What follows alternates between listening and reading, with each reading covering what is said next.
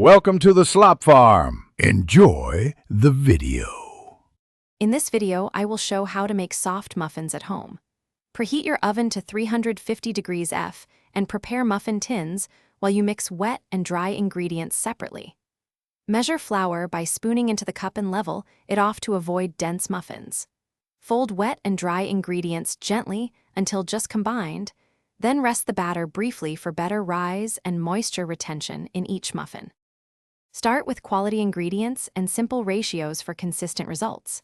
Using a mix of flours helps keep muffins tender, while a small amount of oil adds lasting moisture. Proper leavening is crucial.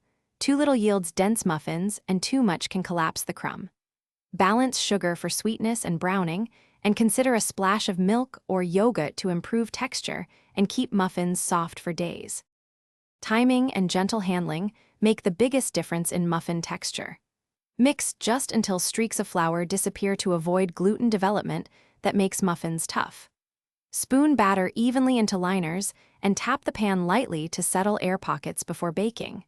Check doneness with a toothpick and allow muffins to cool briefly on a rack to stabilize their crumb without losing moisture. Thanks for watching. Consider subscribing if we helped you today.